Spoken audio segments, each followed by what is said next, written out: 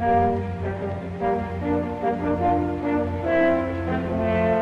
1977, the die-hard football fans of Denver, Colorado poured into remodeled Mile High Stadium for another year of Bronco football. For 18 seasons, Bronco fans were given promises. In 1977, Denver was delivered a champion.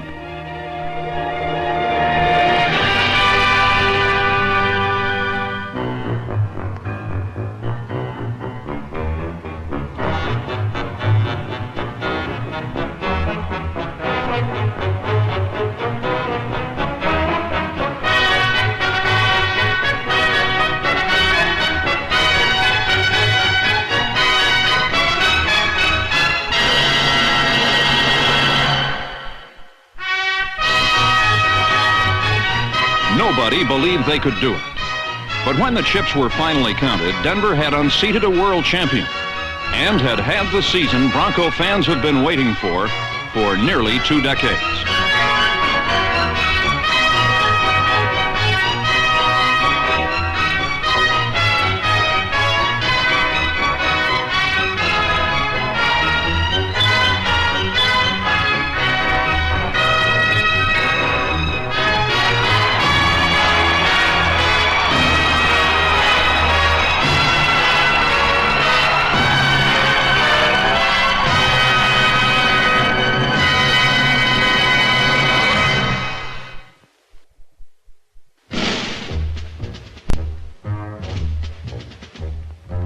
At the age of 34, Craig Morton arrived in Denver.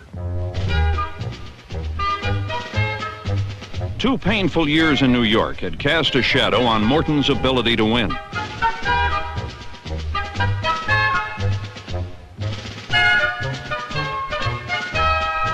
But the heartache of New York was behind him. In Denver, his new teammates made him welcome.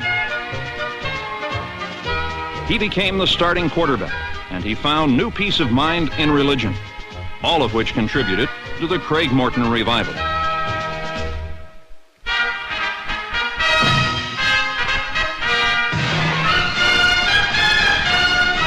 The veteran quarterback developed a new image. He didn't tell his teammates when he was going to run. He just took off. At 34, Morton rushed for some pretty important touchdowns and threw a whole lot more. His comeback was a smashing success.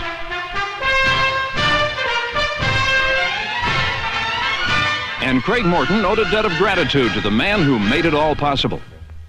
Red Miller is probably one of the finest men I've ever known, and a tremendous coach, and he's just a joy to play for. He's a real fair man. He enjoys the game. He lets people have fun, yet they know how to work for him too, and it's great to be in a situation like that. Red Miller inherited a good football team. He told them they could be champions. And when Red Miller talks, people listen.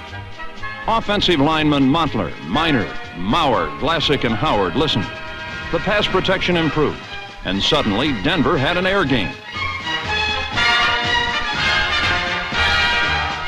In recent years, the Broncos have come to count on their defense. In '77, the Orange Crush looked better than ever.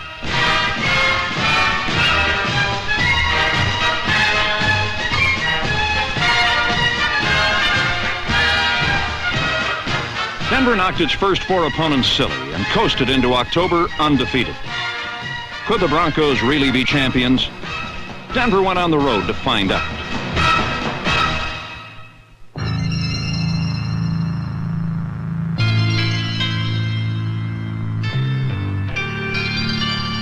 To be a champion, you first must beat one.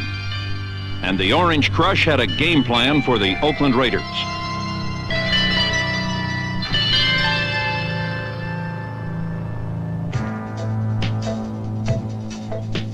Step 1, stop Oakland from running to the left.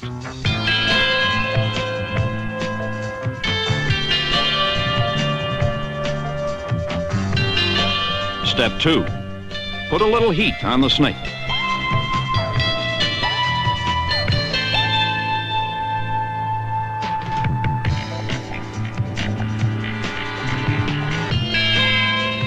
Even a quarterback of Ken Stabler's ability can't win a football game on the seat of his pants.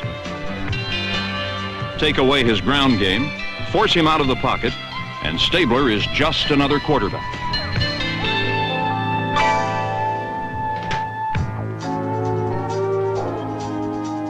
Denver picked off 7 Ken Stabler passes, 3 alone by number 59, Joe Rizzo. More interceptions than Stabler usually throws in a month. Stabler in the end zone, rolling to his right, looking a flag down as the pass is intercepted at the 15. Returned for a touchdown by Lewis Wright. There was a flag in the end zone, which may be holding. Lewis Wright in the end zone as he picked that ball off on the near sidelines near the 20-yard line, and the Broncos have scored. Could Craig Morton and the offense hold up their end? And it's Parent starting to the right. He is at the 15. He's at the 5. He'll score. Lonnie Parent on a 17-yard run. He just scooted around the right end and in, and the Broncos take the lead. Morton is back. He's 2 for 3. He's looking, steps to the side, throws the pass. Touchdown, Riley Odom. A 10-yard touchdown pass. Craig Morton to Riley Odom. 42-yard try by Turner. Ball is down. It's a fake. Weiss looking, throwing. Turner wide open. Catches the ball at the 15. He'll score a touchdown. The grand old man has done it. And the Denver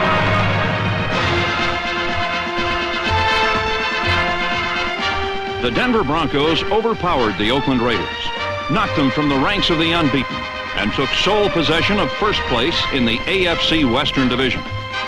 Just maybe the Broncos could be champions.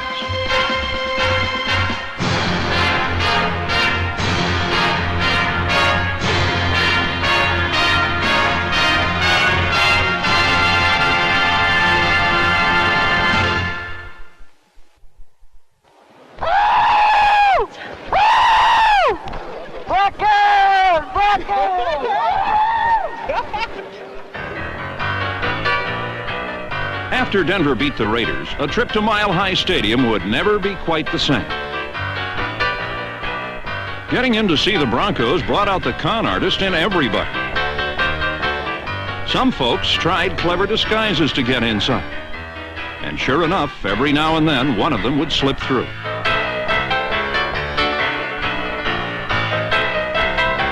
Yes, sir, anybody old enough to wear pants could see that something most unusual was happening here in Denver. The locals had a name for it: Broncomania.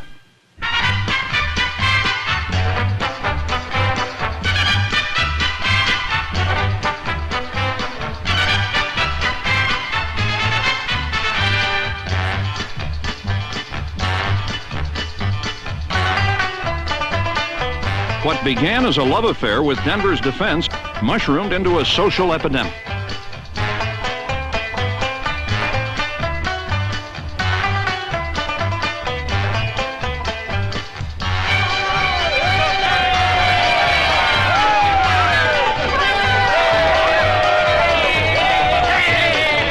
Standard dress for a Broncos game included something orange. If you didn't have it on when you got there, you'd better get it on before kickoff.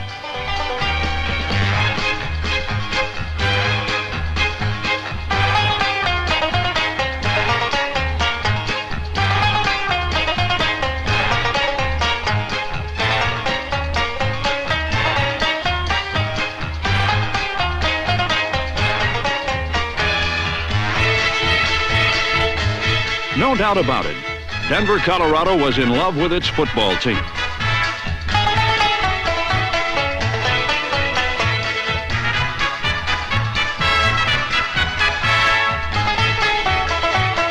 Would the Broncos ever lose again? Why, out here in the West, them's fighting words.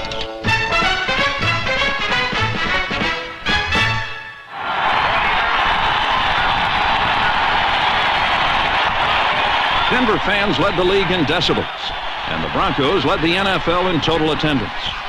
In Week 7, another capacity crowd was on hand to welcome home their undefeated team.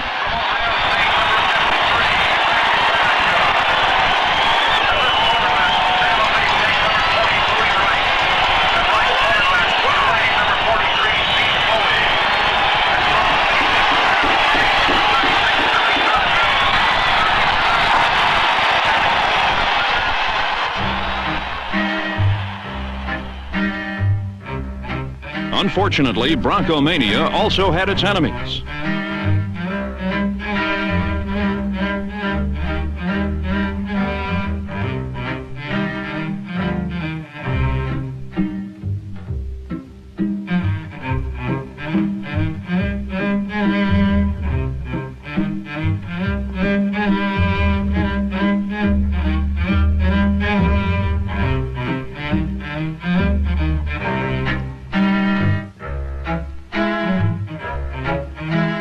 Oakland took its revenge, and Bronco Mania was shot down in mid-flight.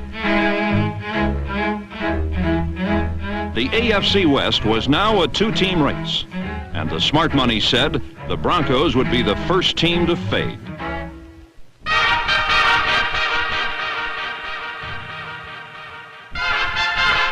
The schedule was one of the league's toughest. Could the Broncos really be champions? The time had come to see what this team was made of. Time for the big push. Every unit was expected to contribute. Every unit did. The special teams contributed Rick Upchurch, whose 1977 punt return yardage was the second highest single-season total in league history, and whose 167-yard performance in Week 8 erased the Pittsburgh Steelers. Veteran Jim Turner and rookie Bucky Dilts handled the kicking, and bomb squatters Schultz, Maples, Hyde, Payne, Egloff, Schindler, Turk, and Jensen had to hustle. Otherwise, their services might not be needed.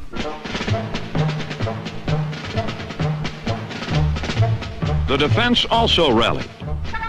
The league's top quarterbacks took their best shots, but the secondary of Foley, Wright, newcomer Bernard Jackson, and Captain Bill Thompson, number 36, was equal to every challenge. Linebackers Swenson, Gradishar, Rizzo, and number 57 Tom Jackson supplemented the pass rush. But Chavis, Manor, Carter, Smith, Grant, and Alzado didn't need a whole lot of help. 5 Bronco defenders made All-Pro, and the rest deserved at least honorable mention.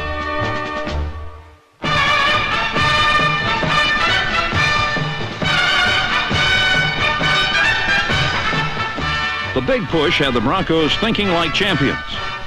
A fourth down pass with less than 2 minutes to play was the clincher in San Diego. A last-second goal line stand preserved a 14-7 win in Kansas City. If the game was close going into period 4, Denver found a way to win it. The Broncos breezed through November with 4 consecutive wins, and their 11-1 record was the best in football. One more win, and the Broncos would be in the playoffs.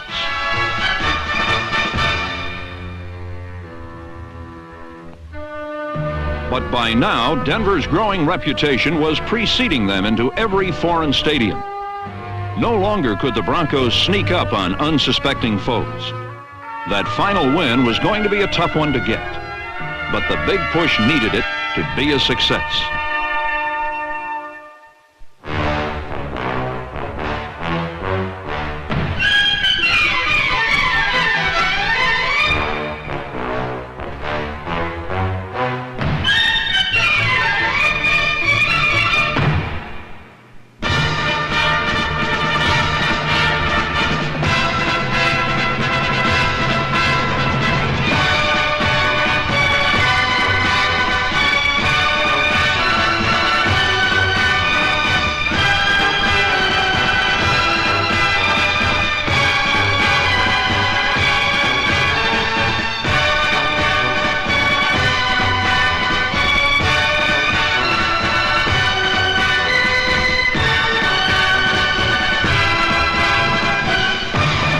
Red Miller was everybody's choice for NFL Coach of the Year because his big push had gotten the Broncos into the playoffs.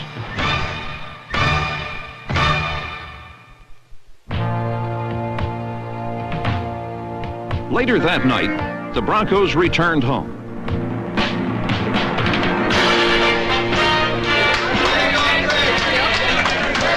When they left Houston, they were assured of at least the wild card berth in the playoffs.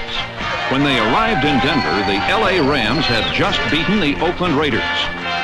The Denver Broncos were the new AFC Western Division champions.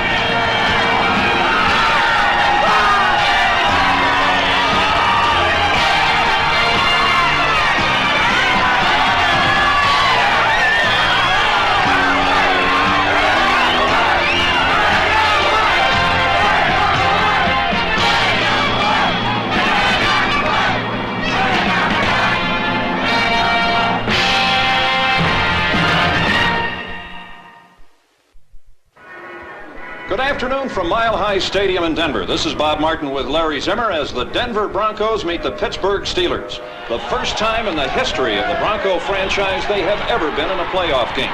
The Broncos sport the best record in the AFC, but it means nothing now as they go against the 9-5 Steelers, the first time Denver has ever played this close to Christmas. Come on, Denver, defense! Bring the gap, Paul, in the gap!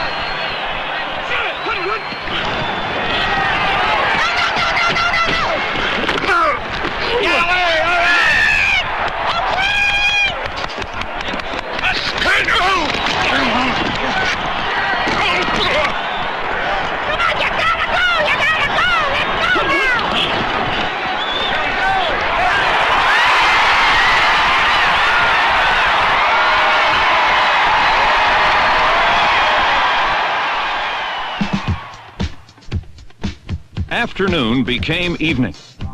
But as the Rocky Mountain campfires were lit, the game still had not been resolved. Time now for true champions to assert themselves.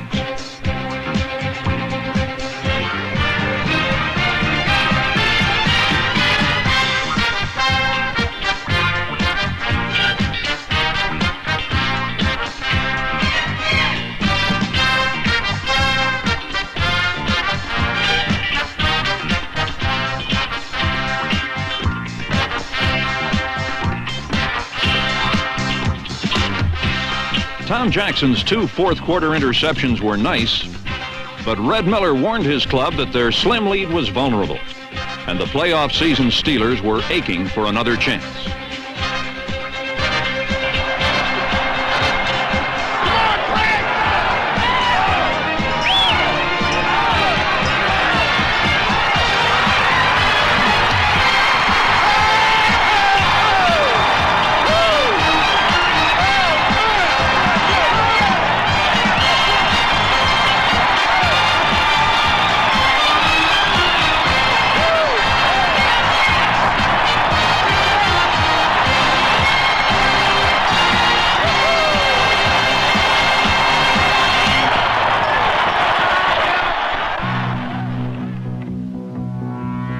Now only one obstacle remained in Denver's path to the Super Bowl.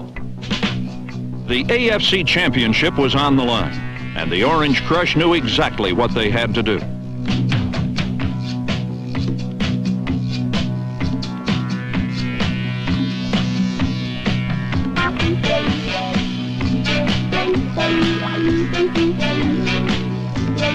The Raiders went nowhere on the ground, and each of Ken Stabler's receivers was finding life difficult.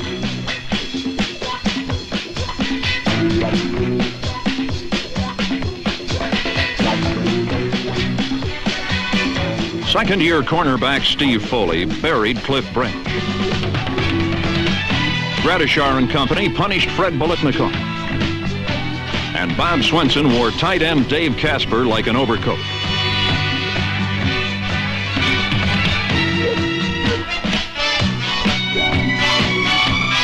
The offense seized the initiative. Craig Morton's first completion of the day went to Haven Moses as Denver took a 7-3 first-quarter lead.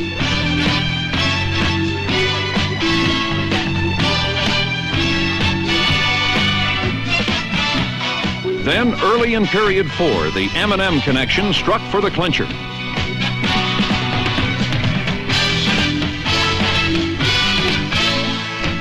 Suddenly, Super Bowl dreams were close at hand. Get down, Denver. Going to the Super Bowl. We're all going to the Super Bowl. Hey, New Orleans, here we come. Here we come. But New Orleans was still one long quarter away, and the Broncos dug in for the onslaught.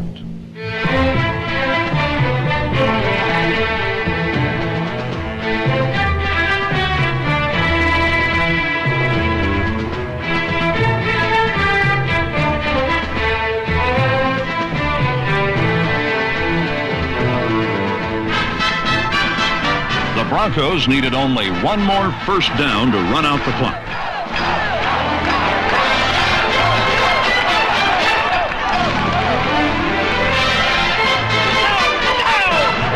Come on now! Hold on to the ball!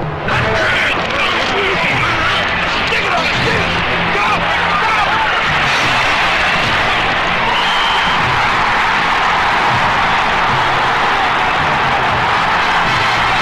The Broncos at the 39 have a first down, jumping up and down on the sidelines. The fans respond. Listen to this crowd. The Broncos on the field. It is over. The miracle has happened. The Broncos are going to the Super Bowl.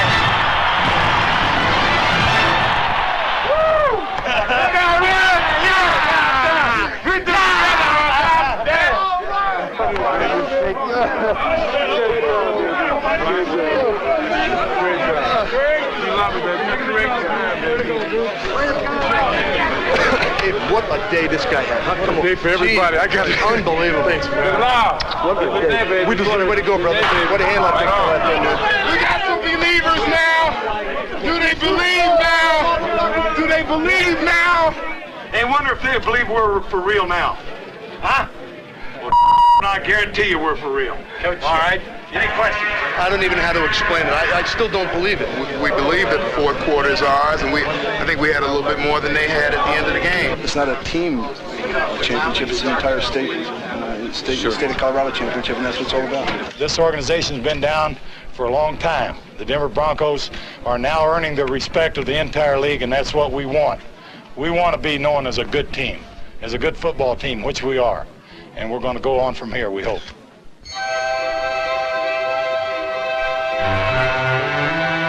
On to New Orleans for Super Bowl 12.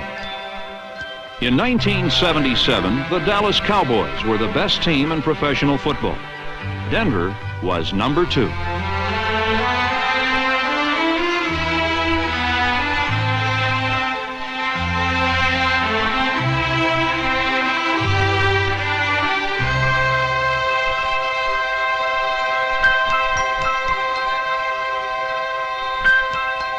But one disappointing evening in New Orleans does not tarnish a season of unbounded success.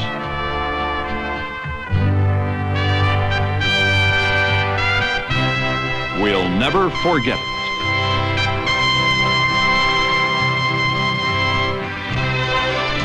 A rookie head coach told you to think like winners.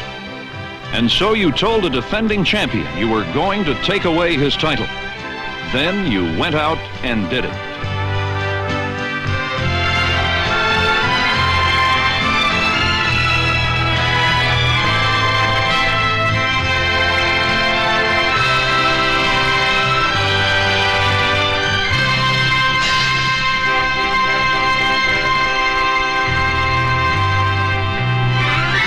Thank you, Denver Broncos.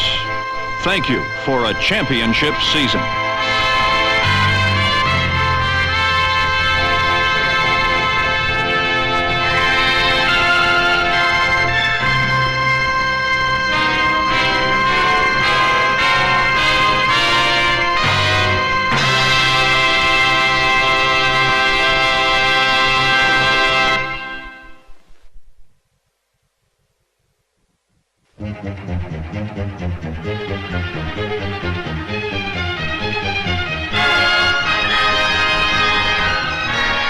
Hey, listen now.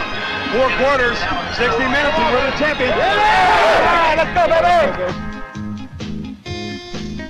baby! In Super Bowl 12, the Denver Broncos couldn't catch a break.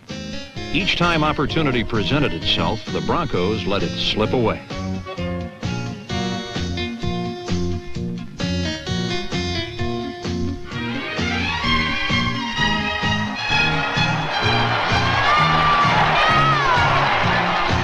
The Dallas Cowboys scored 2 long second-half touchdowns to win. And on both occasions, their margin of success was a matter of inches.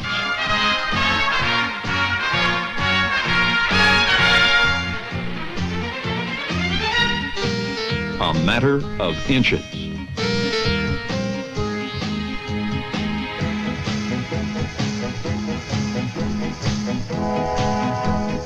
The Broncos won 14 games en route to the Super Bowl, including playoff wins over Pittsburgh and Oakland. But in the eyes of the critics, losing to the Cowboys made it all insignificant.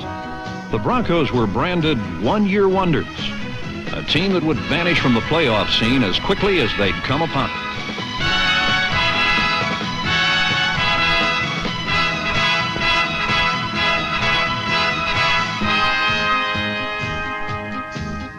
And so, as the '78 season began, most football experts agreed that Oakland would regain the Western Division crown and that Denver would slip quietly into oblivion. But Red Miller's team proved the experts wrong. For instead of regressing, the Broncos won 7 of 8 games in pro football's strongest division. And at season's end, they once again reigned as its champion.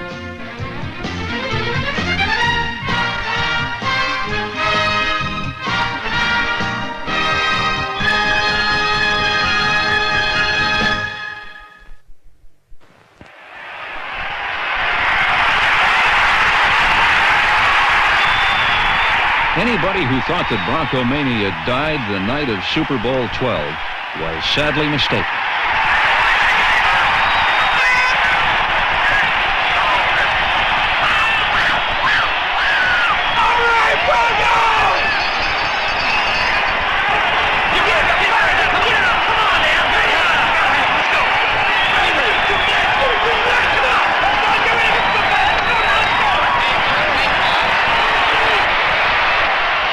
What more dramatic way to begin their title defense than against the team the experts said would take that title away?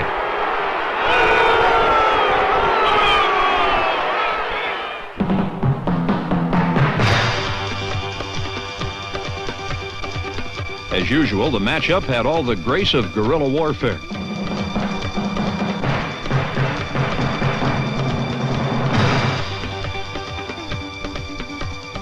The one dominant force was Denver's defense, which gave the Raiders no avenue of escape.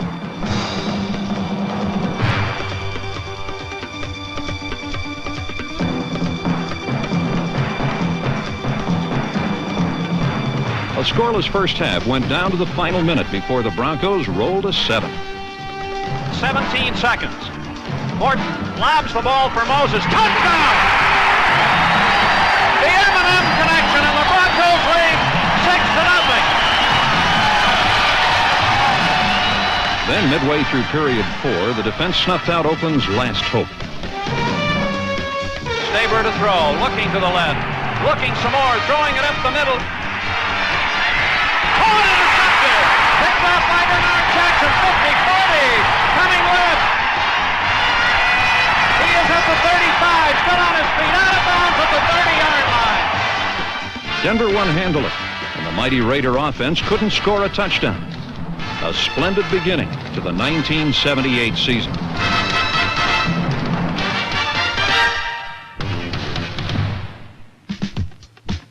But Denver's defensive dominance of the Raiders was no more than Bronco fans have come to expect. In 1978, only Pittsburgh allowed fewer points, and no defense dealt out more punishment.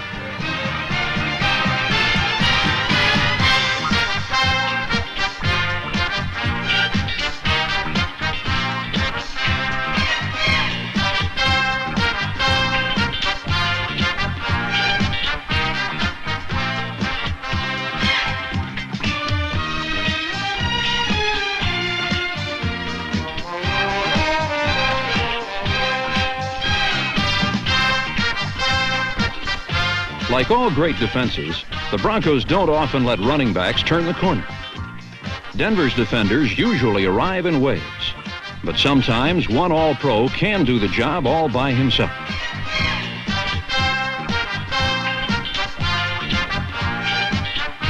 Number 20 is All-Pro cornerback Lewis Wright, a rare blend of savvy and tough.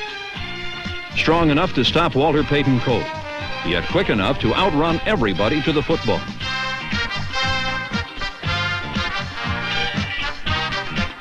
He's as tough to beat deep as he is to beat on the corner, a quality his teammates share with him. For in 1978, only Miami intercepted more passes, and nobody permitted fewer touchdowns through the air than the Broncos. In front of every good secondary is a strong defensive line, and strong is the word for number 72, Don Latimer, Denver's first-round pick in the '78 draft.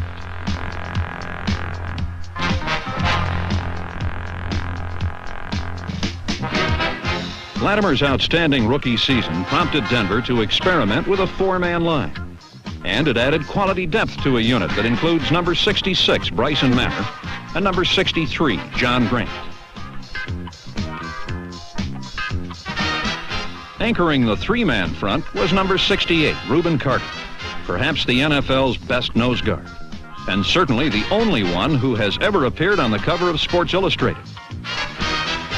From the outside comes the pass rush of ends Barney Chavis and, of course, All-Pro Lyle Alzado, number 77. Alzado is Denver's tough guy, a hard-nosed veteran from Brooklyn who is both backstreet tough and cat burglar quick.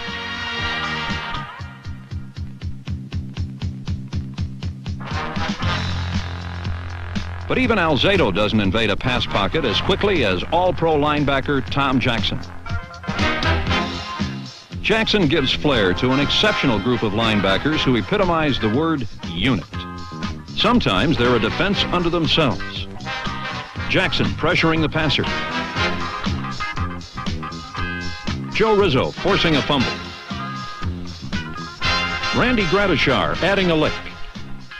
And number 51, Bob Swenson, completing the operation.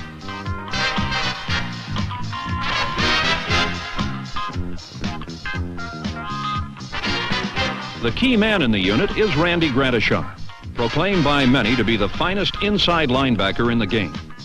In 1978, he was everybody's All-Pro, and yet he was very rarely this visible. For as Gradishar explains on the Broncos, it's easy to get lost in the crowd. If you watch any of our films, you'll always see anywhere from 8 to 9 to 10 people around the football, and that includes secondary and defensive line and then linebackers. We don't have real big linemen. We have very small linebackers, and when you don't have the size, you have to compensate with something else, and we've compensated with our speed and our quickness. We all get to the ball, and that's why teams have a hard time getting outside on us. Such was the case in Kansas City. In Week 4, the Chiefs trotted through all sorts of pre-snap exercises. But when they finally put the ball in play, Denver's linebackers ran it down.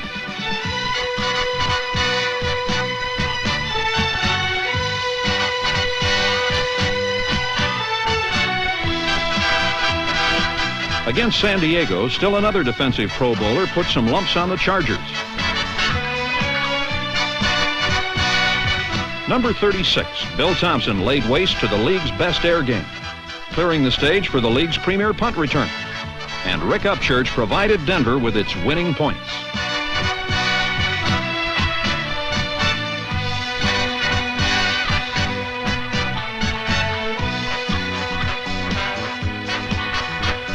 Through the season's first 7 weeks, Denver's rugged defense allowed only 8 touchdowns and 86 points.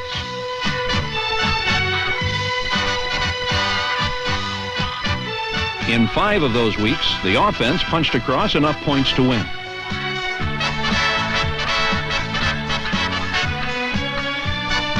These were good times in Denver. Bronco Mania was alive and well, and Denver was 5-2, tied for first in the AFC West.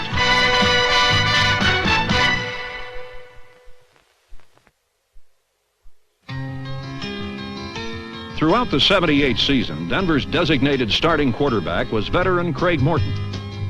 Though the focal point of considerable criticism, Morton, given good protection, could lay it out for 6 as well as anybody.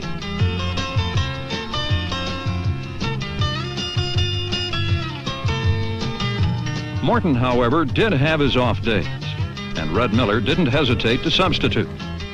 Against Seattle, number 14 Norris Weiss tossed a scoring pass to running back John Keyworth at one end of Mile High Stadium, while at the other end, number 12 Craig Penrose lofted one to running back Dave Preston. Preston is one of 6 Denver running backs who saw duty, for Red Miller substituted freely in the backfield as well. Preston, Keyworth, Larry Canada, Lonnie Perrin, Otis Armstrong, and Rob Lytle gave Denver a consistent and versatile attack. When the blocking was good, each could pick his way through the hole and power it in for the score.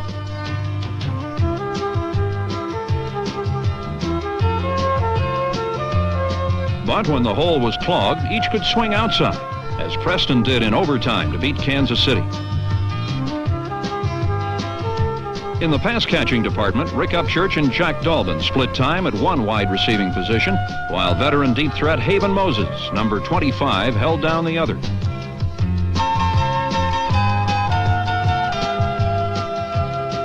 But the most potent weapon in Denver's arsenal was Pro Bowl tight end Riley Odoms.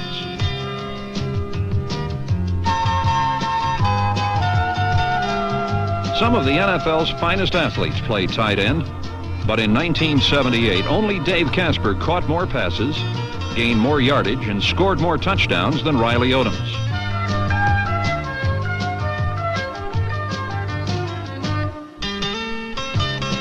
He was Denver's busiest receiver with 54 catches, the main man in a rotating 15-man group of skilled players that could do no wrong in Mile High Stadium.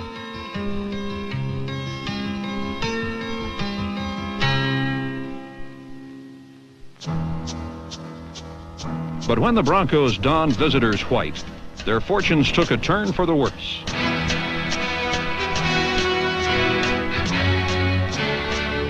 Away from home, Denver learned why champions always say it's easier to get to the top than it is to stay there.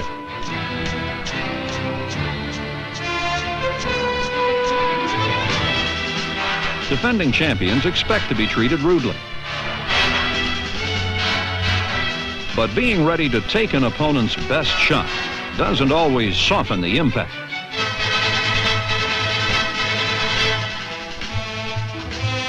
In a difficult mid-season stretch, teams the Broncos should have dominated were getting the best of them. In Baltimore, a blocked field goal cost the Broncos a win.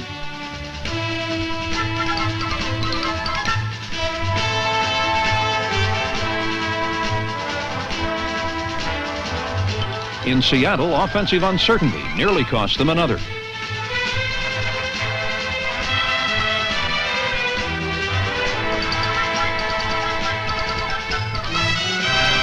Denver's confidence was shaky, and only one man knew a remedy.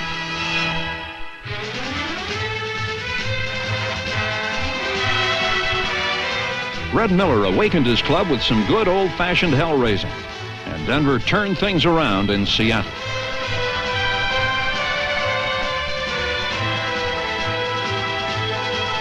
Steve Foley's interception in overtime set up a game-winning field goal as Denver averted a major upset. The following week in Mile High, they attempted to settle the matter early, jumping out to a 28-7 lead over the Jets.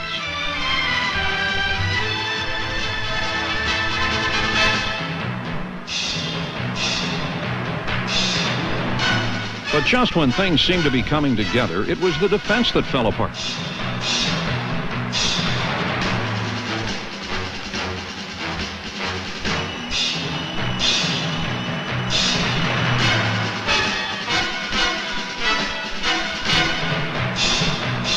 Frustration set in as disturbed Denver fans watched a 21-point lead disappear. Back to pass on first down, throwing it long for Walker, and he's got it on the run at the 30 and will score. Boy, oh boy, oh boy. New York scored 24 unanswered points in a shocking come-from-behind win. If the Broncos were to avoid being one-year wonders, they would need a shot of adrenaline. All right, now let's go to work. Everybody work hard now. Everybody work hard now. Hey, everybody work hard now. Let's go. By the time Thanksgiving Day arrived in Detroit, Red Miller's inspirational presence had lifted Denver to wins over Cleveland and Green Bay. At this point in the season, every play was crucial. Big down now, big down.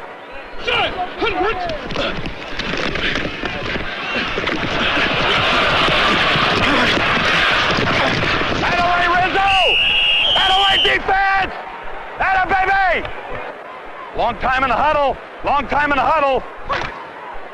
Hey, Bernie! Long time in the huddle. Watch play action.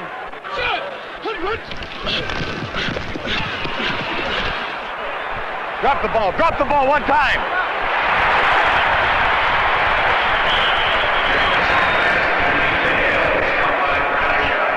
By the fourth quarter, Denver had run out of defense. Fumble, fumble, fumble. Fumble, fumble.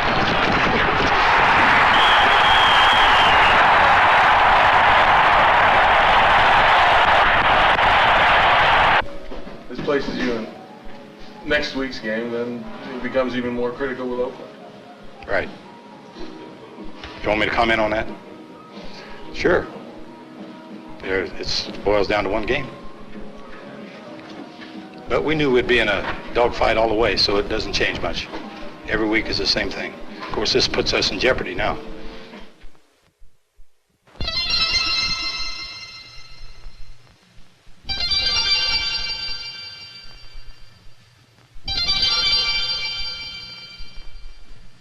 Somehow, Red Miller's term, jeopardy, seemed a rather mild description of Denver's predicament. Hey, Broncos! You see this? You see this? This is what you're gonna get tonight! Hey, Martin, hey, Martin! You hear me, Martin? Hey, Martin, you hear me? Yeah, you get yours tonight, Martin!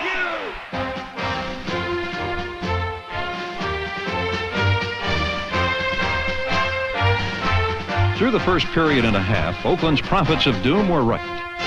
Denver was catching hell at both ends of every offensive play.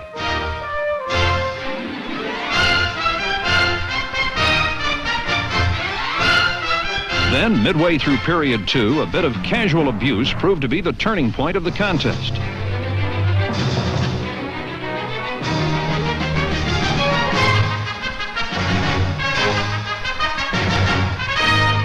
Little Rick Upchurch would not be intimidated, and the Broncos rallied.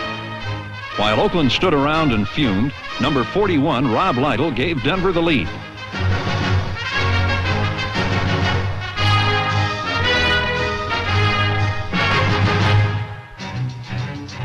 Then Denver's defense dug in to protect it. The Raiders had hoped they wouldn't fall behind, for they knew they would be playing right into Denver's hands. And so they were. For when it really counts, good defenses don't allow comebacks. Oakland never threatened again.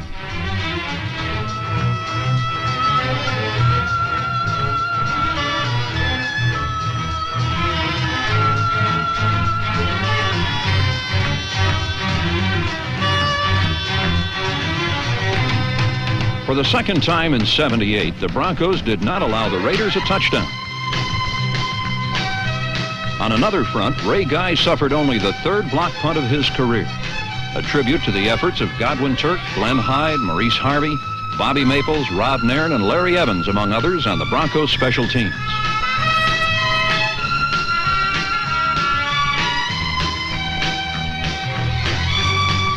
But the biggest play of all came from the defense. And Hum hands the ball to Van Egan. Fumble picked up by the Broncos. Bronco recovery. Here comes Granishar. 10, 5, goal line. Granishar recovers the touchdown and scores. It's Denver 20, Oakland 6, 6:37 to go, and there are a few Bronco fans in the crowd. Yes, there were Bronco fans in Oakland, and they couldn't have been happier. Mission Impossible had been successfully completed, and the Broncos left California to a standing ovation, all alone atop the AFC Western Division.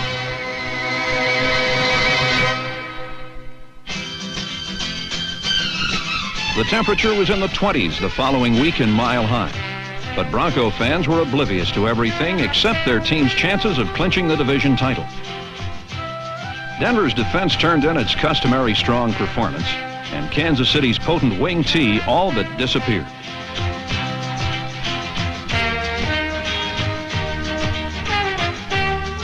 The Broncos, meanwhile, had no such problems.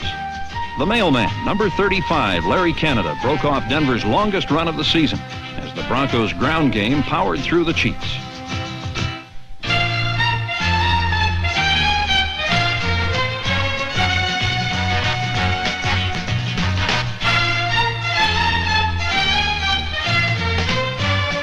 At one point, Craig Morton hit 16 consecutive passes, while Riley Odoms had his best day ever as Denver won going away.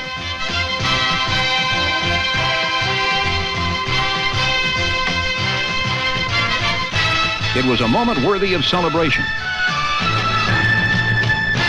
After 15 grueling weeks, the team the experts had written off was a champion once more.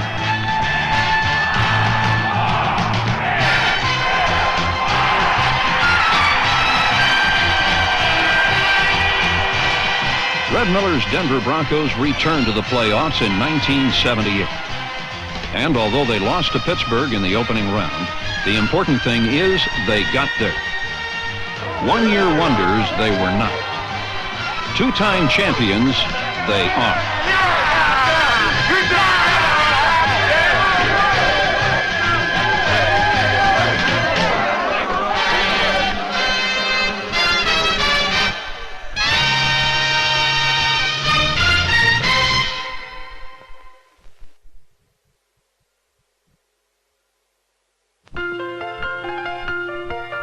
Under a veil of azure blue lies the city of Denver, a place so magnificent that folks there appear to have the world on a string.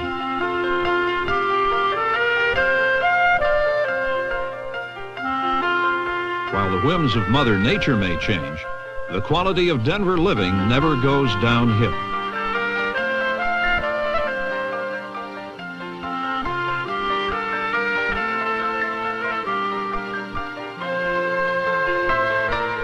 Yet even life in the Rockies can get a little rocky. And on such unfortunate occasions, there's a guiding light that lifts each and every Colorado spirit.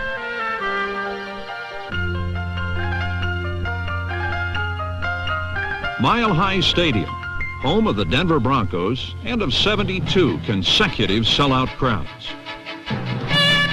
In 1979, once again, orange hysteria invaded the Midwest as the Broncos became one of only 4 elite NFL teams to earn a playoff berth in each of the last 3 seasons. Fans witnessed unparalleled defensive performances throughout the year and were treated to moments of brilliance by the steadily improving Denver offense.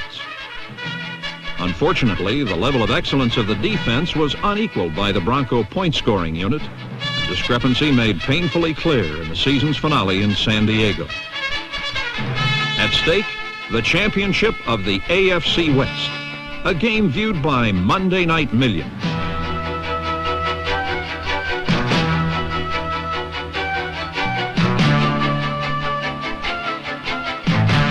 Quarterback Dan Fouts and the explosive Chargers were held in check throughout much of the evening, but into the third quarter, lightning struck. First down at the Bronco 32-yard line. Fouts going back. He fakes. Swenson on the blitz. Fouts gets rid of the ball. On the way to Joyner. He is wide open at the 2-yard line and scored. And the San Diego Chargers lead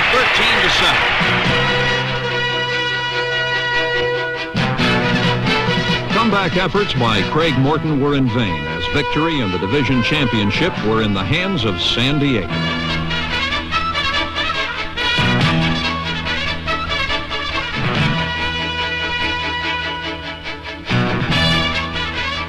Denver's 2-year reign as rulers of the West had come to an end, 17-7. Morton knew all too well they would have to score more than a touchdown to defeat Houston in the playoffs.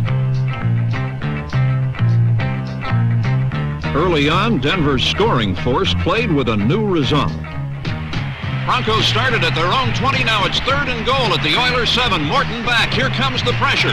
The pass is for Dave Preston, complete at the 3-yard line. He cuts back inside, hit at the goal line. He scored. Touchdown by Dave Preston. Second effort getting him across the goal line, and the Broncos lead. Bronco enforcers took the field, vowing to prove that the D emblazoned on their helmets also signified defense.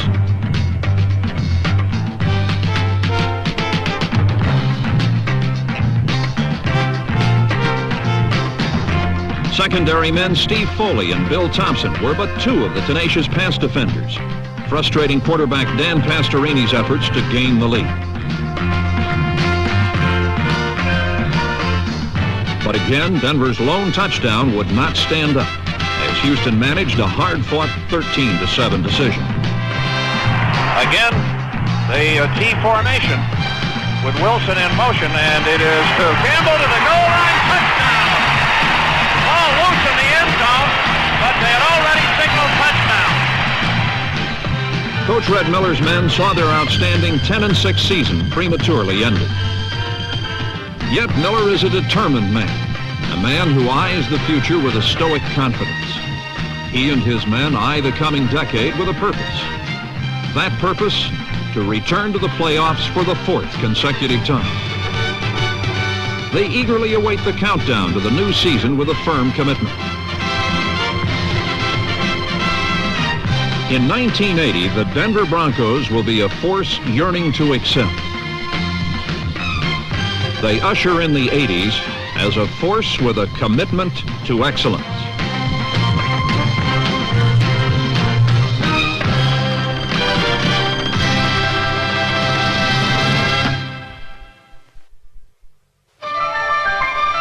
A commitment to excellence has long been the credo of Denver's dominating defense.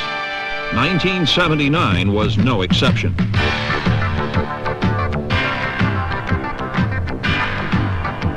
In the season opener against the unpredictable Bengals, Joel Collier's defense was unyielding, shutting out Cincinnati well into the fourth quarter. With a first and goal at the Bronco 10, 3 times the visitors were turned away. Backed against the wall, one final moment of might would preserve the fragile goose egg and a 10-0 victory. Lewis Wright and Bernard Jackson quickly sealed off the flank, and the Denver defense was off to a remarkable season-long campaign. They had made their stand in Week 1 and would continue to do so in the showdowns to come.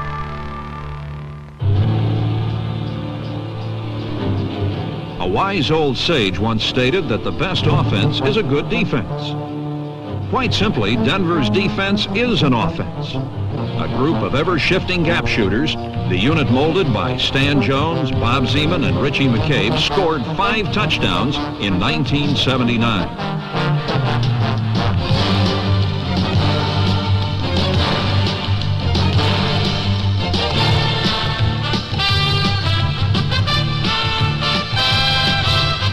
Most responsible for the Broncos' uncanny ability to score without the ball was number 51, Bob Swenson.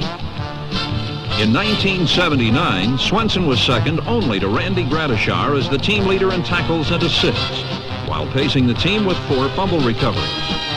For his outstanding defensive play, Swenson received the prestigious Earl Hartman Award.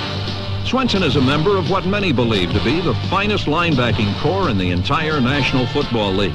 The heart and soul of Denver's cap-quick linebacking unit, All-Pro Randy Gradishar, number 53, and fellow All-Pro Lewis Wright pulled off yet another scoring shuffle in 1979. Stocked with enough Pro Bowl starters to hold their own postseason classic, the Denver defense and Pro Bowl-bound Tom Jackson, number 57, made the big plays seem commonplace. Aiding the defensive onslaught were Reuben Carter, number 68, Bryson Manor, Don Latimer, Barney Chavis, Joe Rizzo, Larry Evans, and number 58, Rob Nairn.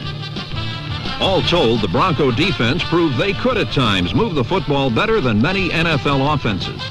Number 1 against the touchdown pass, and number 1 versus the run. A unit that embodied the word defense. Synonymous with the term defense is the name Gradishar. How would you like to compete against 4-time All-Pro linebacker Randy Gradishar, perhaps the NFL's best? 3 linebacker drop. 3 backer drop. Right, right.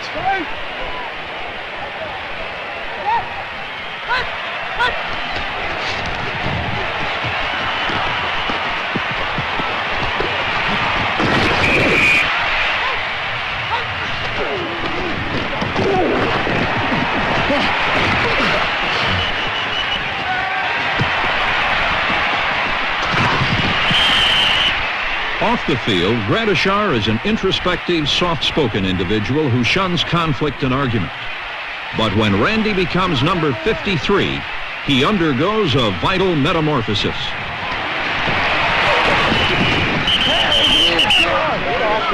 You don't push me off. No. Just catch the ball. You don't push me off with your foot. Call the ball, you little kick. We'll call it. After most storms, there's a calm. But with Gradishar, there's still one more thunderous crash.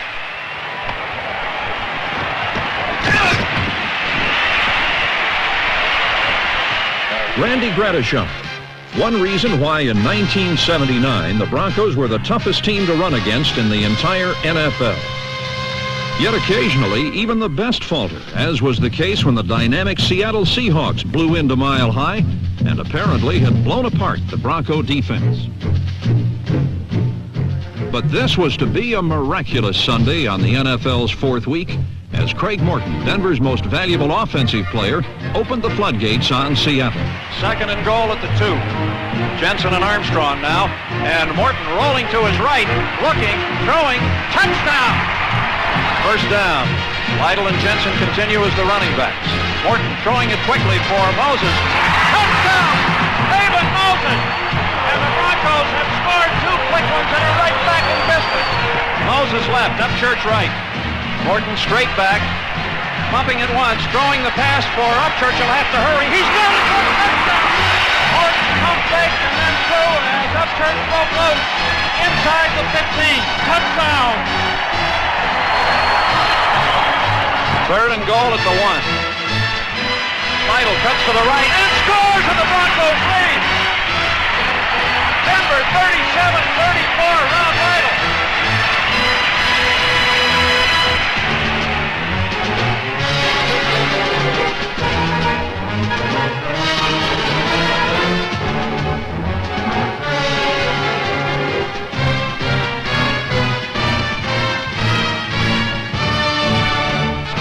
Craig Morton and all of Denver's offensive weapons had fostered a dramatic victory. Red Miller's club had embarked on a mid-season streak that would see them scatter 7 of their next 9 foes, including a key victory in Kansas City's Arrowhead Stadium. Tied for first, the Chiefs and Broncos collided for possession of the top notch in the AFC West. Given less than an affectionate greeting, the Denver defense had prepared a little greeting of its own.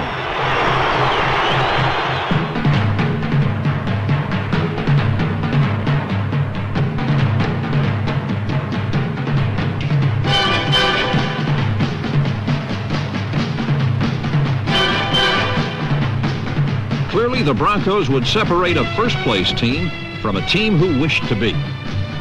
Come on, come on! Wednesday, oh! Go get it! Double coverage proved no match for the elusive Rick Upchurch. And when Craig Morton found proven veteran Haven Moses with but 1 man to beat, the result was inevitable.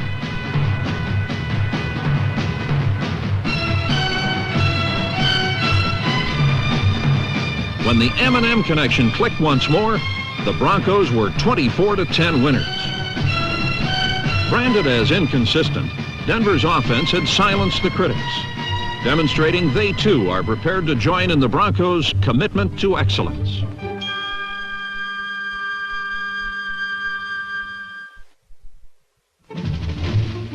For the first time in the team's history, Denver gained over 5,000 yards in a season. Largely responsible were guard Tom Glassick and the young, improving offensive line of Whitey DeVell. One of the league's premier guards, Glassick found the road to success a rough one.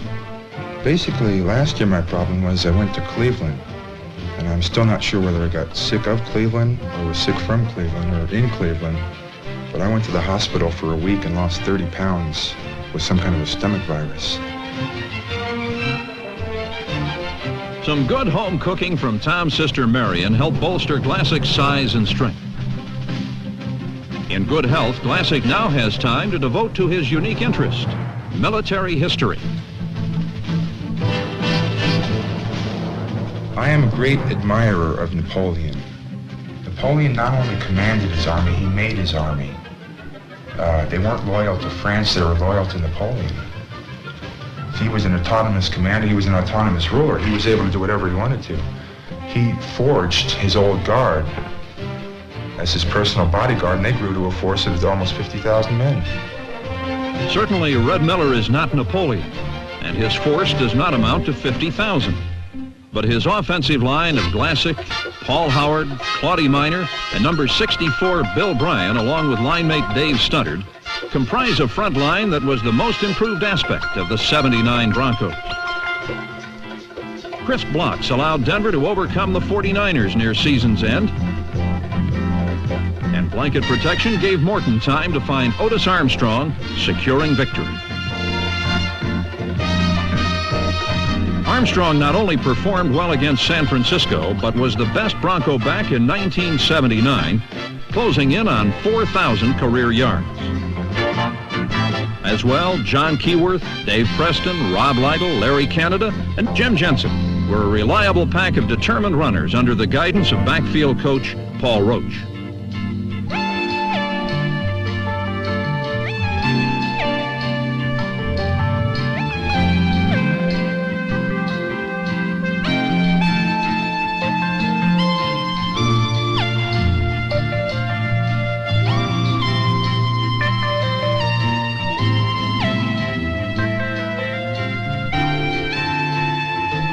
Jensen typifies the Denver Rushers, stubborn, bullish, and ready to join in the commitment for continued improvement. Through the air, the Broncos had more success under coach Fran Polsfoot than ever before in their 20-year history. Riley Odoms continued to shine in 1979 and has emerged as one of the most powerful and consistent tight ends in football.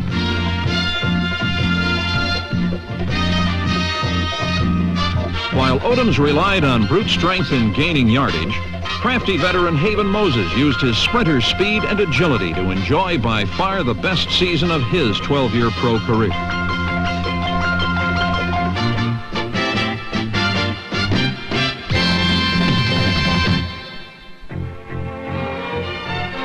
When it comes to snaring footballs, dodging defensive backs, and scoring touchdowns, keep your eye on number 80 if you can.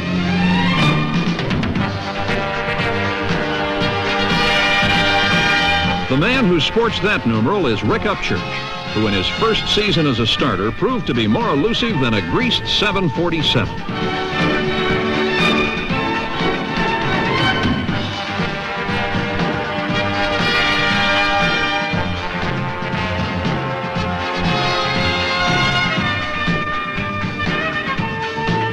He's faster than a yellow jacket, and he can catch anything that doesn't sting. Upchurch became the greatest punt returner in NFL history last season, but now he saves his speed for pass routes. Secondary men beware, and keep your eye on number 80.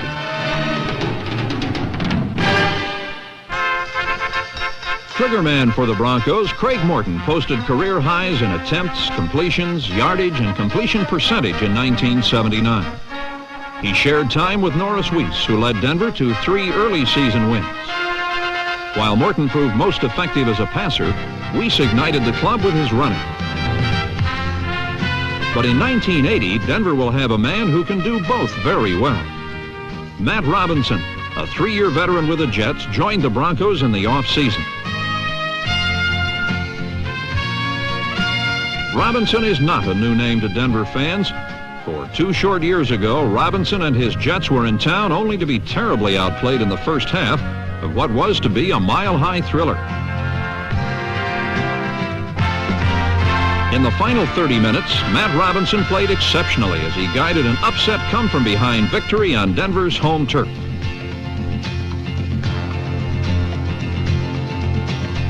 When Robinson hit Wesley Walker, his Jets were winners. But now as a Bronco, he must be prepared to learn under newly hired offensive coordinator Rod Dowhauer to advance the commitment in the coming season.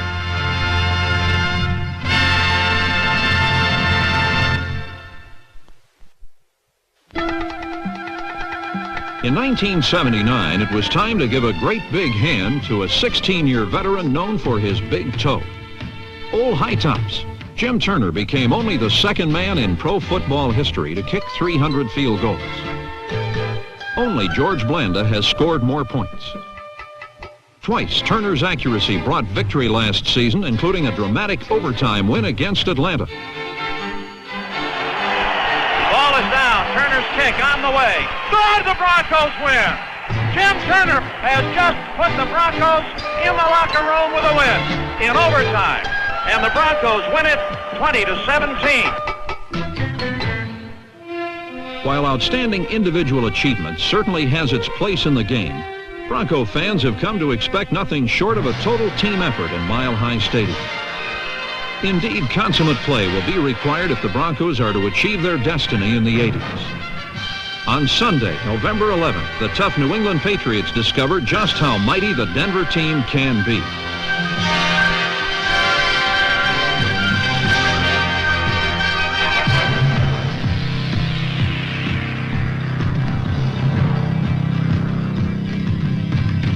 An inspired Denver defense produced more turnovers than an all-night bakery. Before the Patriots could manage a single first down, the Broncos scored 24 points.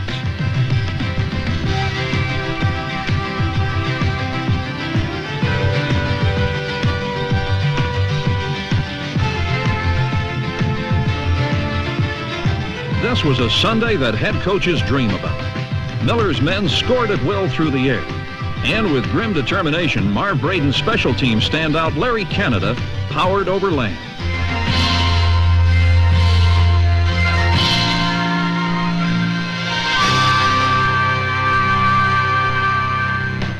"15 minutes into the game, the rout was on. Then the snow came. Like the snow, Denver's defense came from nowhere, and it stuck.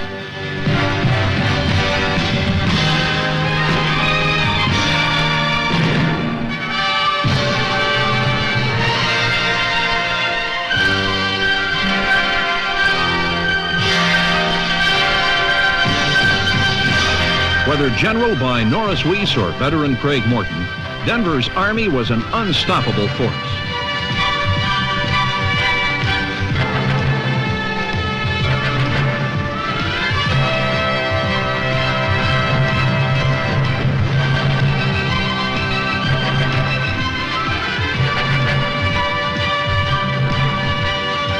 Brent Miller's 45-man roster had mastered an excellent football team under the worst of conditions.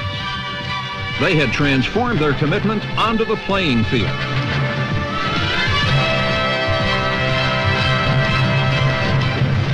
When the final seconds of the 1980 season are ticked off, Bronco fans and the entire National Football League will have been served notice that the Denver Bronco Football Club is a team with a commitment to excellence.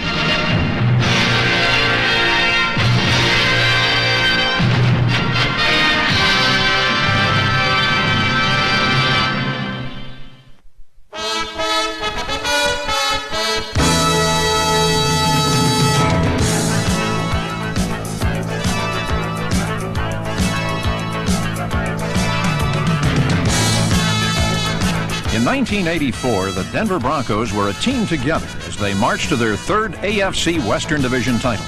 With a roster that included 21 first- or second-year players, the Broncos celebrated their 25th anniversary season in professional football under the guidance of new owner Patrick D. Boland. With leadership provided by Coach of the Year Dan Reeves, this very special team of talented veterans and up-and-coming stars had all the right stuff on way to their 5th playoff appearance.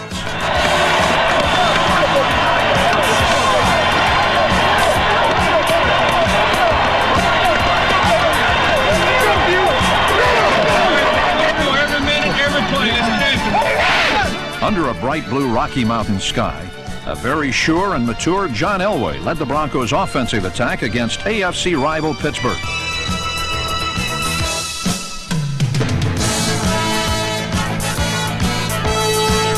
On this day of big plays, wide receiver Steve Watson ran up 177 yards receiving.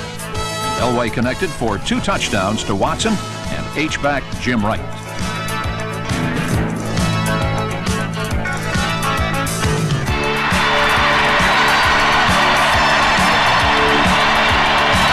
But the foundation for the Broncos' success in 1984 was built around an opportunistic, bend but don't break defensive unit.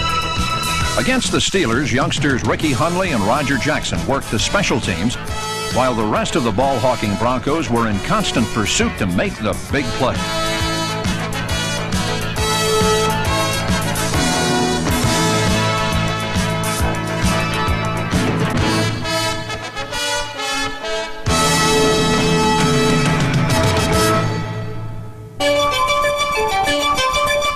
All season, Denver had lived by the turnover. Now, with time running out in the game, Denver owner Pat Bowlen watched his Broncos suffer the biggest turnover of all.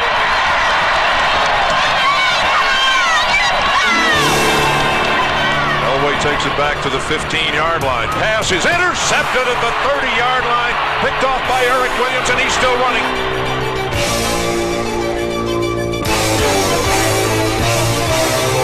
The Broncos' call to glory had come to an abrupt end.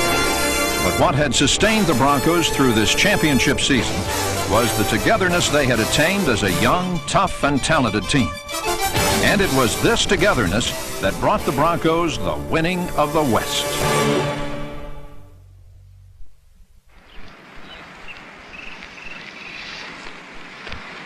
The story of how the West was won began with a solid front office. President Pat Bowlen teamed with executive John Beek and coach Dan Reeves to construct a solid foundation on which the Broncos were built. In a season in which the Broncos tied or broke 13 team records, the defense was the most celebrated unit. The Bronco defense finished second only to San Francisco in touchdowns allowed and forced 55 turnovers. And from the very first week of the regular season, the defense served notice that when you ventured into Denver territory, you were in danger of losing not only the ball, but the game. Against Cincinnati, linebacker Carl Mecklenburg was one of the Broncos' leading hitmen. While the defense outmuscled the Bengals, the Broncos' offense shifted into high gear. Behind the veteran offensive line of Billy Bryan, Paul Howard, Keith Bishop, Dave Studdard, and Ken Lanier, the Broncos' young running backs were led by number 23, Sammy Winder. And when the line wasn't opening up the running lanes, they were providing Elway with time to find open airways.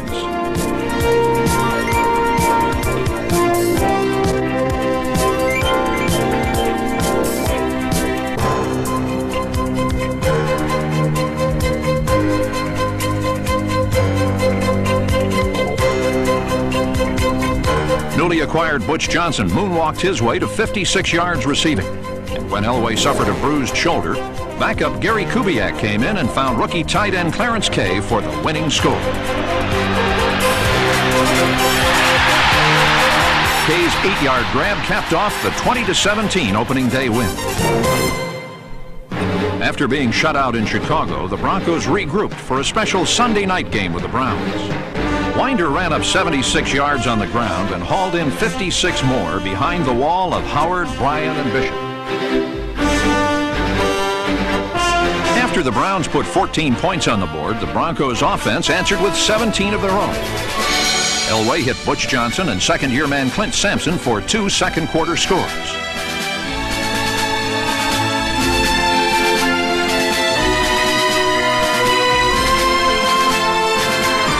Rich Carlos field goal gave the Broncos a lead they never relinquished.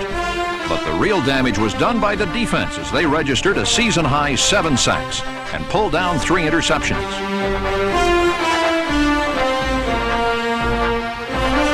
Dennis Smith and Steve Wilson, number 45, each stole 1. But the biggest theft of all came with only seconds to play. 50 seconds left. McDonald at his 45, throwing. It's intercepted. 40, 45, 50. Robbins at the 40. He'll return it for a touchdown.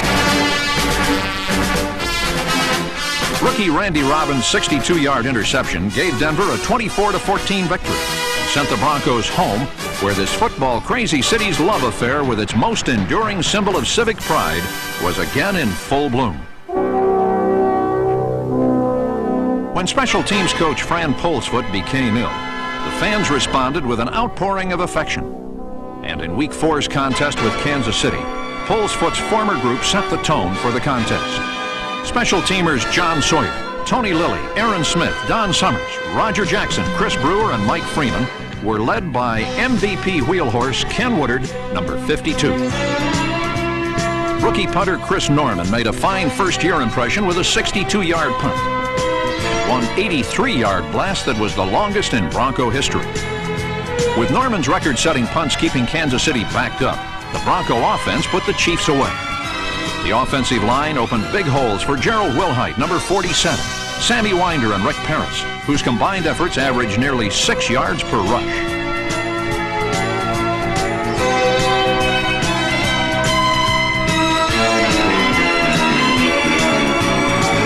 With guard Paul Howard executing the perfect trap, the Bronco back slipped through for 2 touchdowns.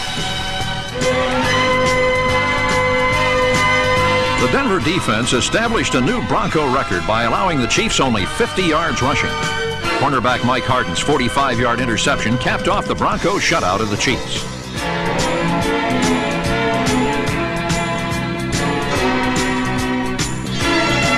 In Week 5's matchup with the LA Raiders, the defense again made the big plays that led the Broncos to victory.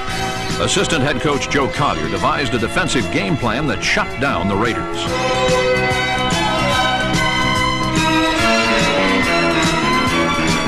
Premier outside linebacker Tom Jackson was the leader of this high-powered unit that pounded the defending Super Bowl champions and left them gasping for lungfuls of the thin Colorado air.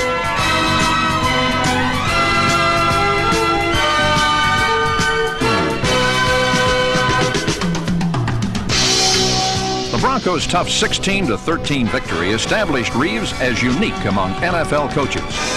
He has never lost to a defending Super Bowl champ in his 4 years as a head coach. Reeves' successful game plan was again in focus against the Lions, where the Broncos combined a high-flying offensive attack with an unrelenting defense. The Broncos won their 4th straight behind the scoring combination of Elway to Watson. Watson hauled in 111 of Elway's 210 passing yards. While on the ground, the march continued with the Broncos' parade of tailbacks.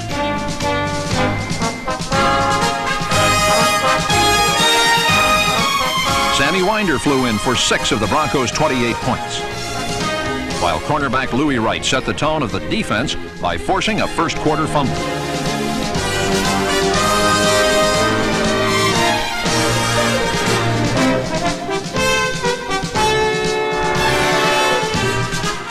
Carl Mecklenburg, Rulon Jones, Dennis Smith, Steve Wilson, Tony Lilly, Darren Como, Barney Chavis, Steve Busick, number 58, and Ken Woodard, number 52, performed the perfect tricks that made the Lions all but disappear. For the day, the defense intercepted 7 passes and scored twice. And this avalanche of turnovers created by the defense continued in a Monday night contest the following week. Just get your mind off the weather, get your mind on your business. Play ball. On a night that wasn't fit for man or beast, the Broncos beat back the elements and beat up the Packers. After the Broncos won the toss, Coach Reeves elected to kick off, forcing Green Bay to handle the ball first in snow-swept Mile High Stadium. Normal route! Packers will start moving from right to left, from south to north. Packers handing the ball off for a loss, and it's picked up on the bounce on the fumble. It will be a touchdown for the Broncos on the first play. Thank you, man. Yeah. That's my first touch. Way to pick it up. Way to get the ball off there.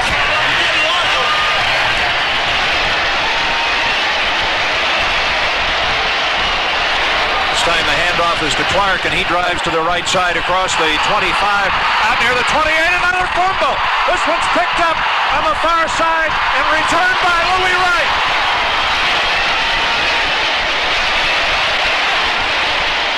Louis Wright's touchdown made the score 14-0 with 14 minutes and 23 seconds remaining in the opening quarter. And the Packers never recovered. Heavy Steeler double zone. Heavy rush.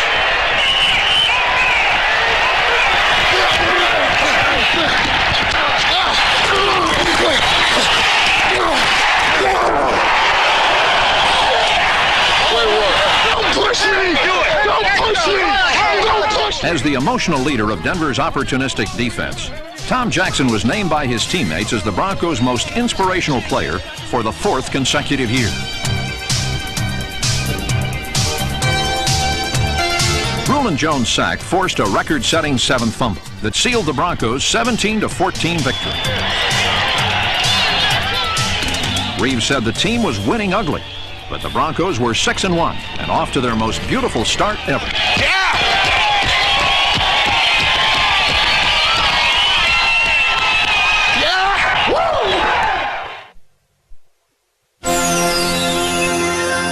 By week 8, the Broncos were big news, but it was the injury report written up in Buffalo that worried Reeves. 8 Broncos went down with the most damaging injury to wide receiver Clint Sampson, who was lost for 4 weeks. A healthy defense responded by cutting off the Bills with 6 sacks and 4 interceptions.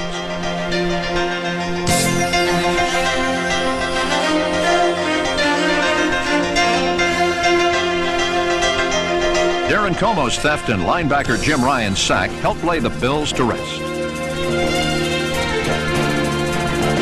Elway led the Broncos' offensive attack with 2 first-half touchdowns.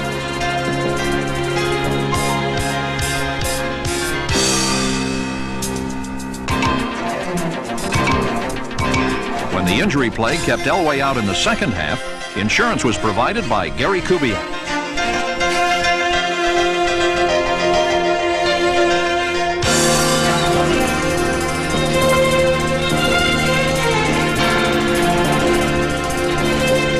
Kubiak finished off the Bills as the Broncos enjoyed their most dominant win of 1984, 37-7.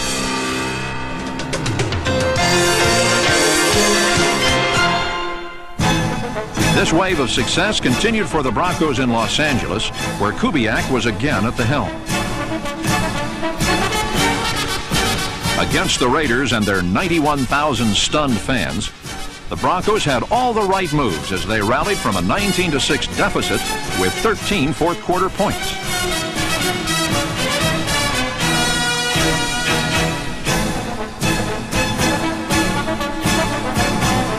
Steve Watson's 12-yard touchdown with 24 seconds remaining sent the game into overtime. Denver's defense once again played a vital role when Mike Harden stripped the ball loose and Steve Foley recovered. The biggest damage was done by safety Roger Jackson, who picked off the Broncos' 3rd interception of the day and set up one of the most dramatic victories in Bronco history. 5 seconds left in sudden death. The snap, Carlos's kick is on the way. It is good! Rich Carlos' 35-yard field goal not only put an end to the game, but it moved the Broncos from a novelty item to top shelf in the AFC West. A healthy John Elway returned as the 8-1 Broncos played host to the Patriots. Mark Cooper and Winford Hood worked well with Bryan, Howard, Studdard, and the rest of the talented offensive line to provide Elway with time to pass for 315 yards.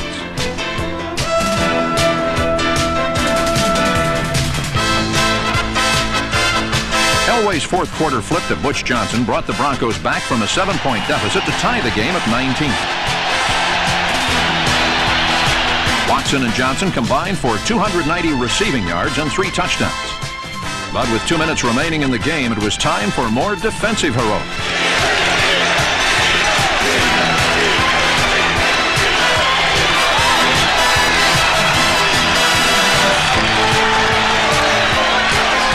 Dennis Smith's touchdown sealed the Broncos' 11th straight mile-high victory, establishing a new franchise record. After posting their third last-minute victory in 3 weeks, 16-13 in San Diego, the Broncos returned home, where linebacker Rick Dennison helped strip the Vikings' chances of victory. Enjoying his finest day as a pro, Elway threw 5 touchdown passes to lead the Broncos to a 42-21 victory.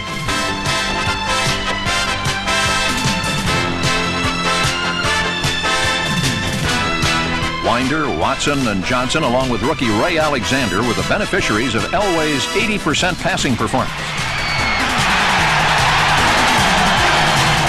Celebrating their 15th consecutive sellout season, Denver's dedicated fans were primed for Week 13's matchup with AFC rival Seattle.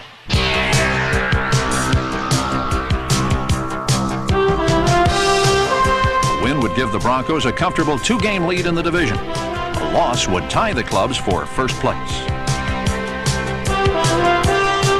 The Broncos and Seahawks both came to stage a shootout. After a quick score silenced the best in the West, the Broncos were left to pound away at a Seahawk lead, with the loser going down with guns blazing.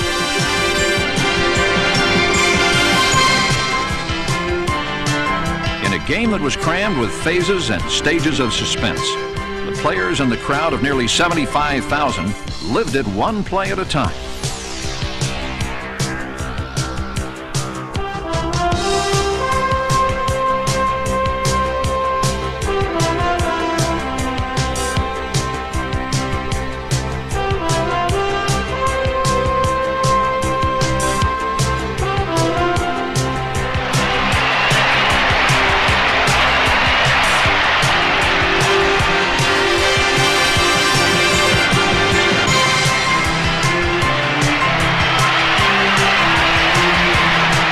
Gene Lang's second touchdown brought the Broncos to within 3 points. But with only 39 seconds left in the contest, it was up to the bare right foot of Rich Carlos to send the game into overtime. Ball is down. Carlos's kick is on the way. Hits the goal post and comes back. It is no good. Seattle's 27-24 victory, combined with a loss at Kansas City the following week, forced the Broncos to win their final 2 games to clinch the division. Afternoon from the Kingdome in Seattle. This is Bob Martin with Larry Zimmer and the battle for the AFC West Championship. After beating San Diego in their final home game, this much-anticipated rematch at Seattle had the Broncos and the Seahawks tied for first place.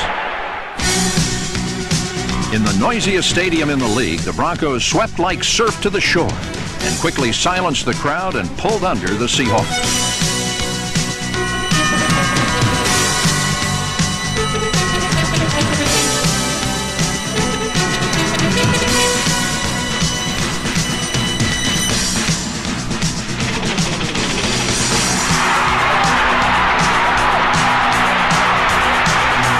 Watson's 73-yard catch and carry contributed to his third 1,000-yard receiving season, and it opened the way for a flood of Bronco points.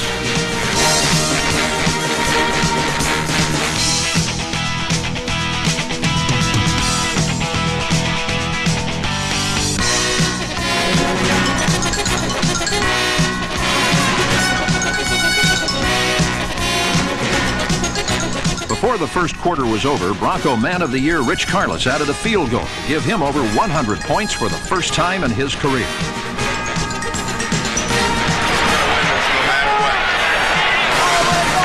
Come on, make a picture right here, Dean. Come on! Veteran sack artists Barney Chavis and Reuben Carter, along with youngsters Walt Boyer, Andre Townsend, and Scott Garnett, made the Seahawks their 11th victim to rush for under 100 yards. This wave of success continued with 2 interceptions that drowned any chance of a Seahawk victory. Here comes the blitz from Robbins. There's the pass, and it's picked off by Foley. Steve Foley will return it for the touchdown.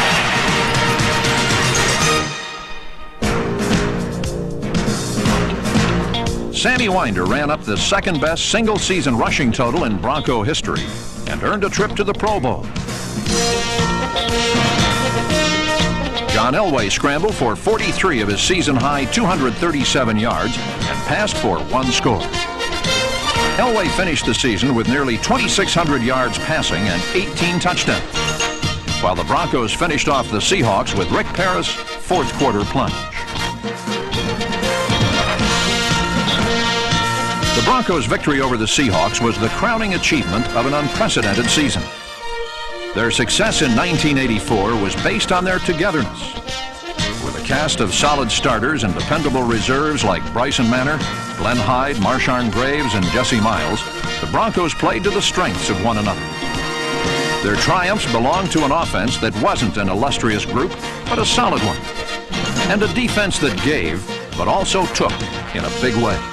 What the Broncos lacked in size, they made up for in heart.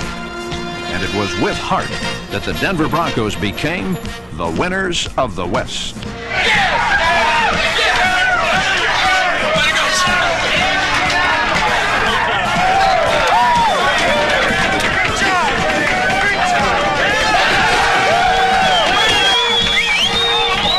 Second. Okay, gang, that's a great accomplishment. Now we end up winning the West, toughest division in football. Yeah. We end up winning. That's a great accomplishment. This one goes to the man.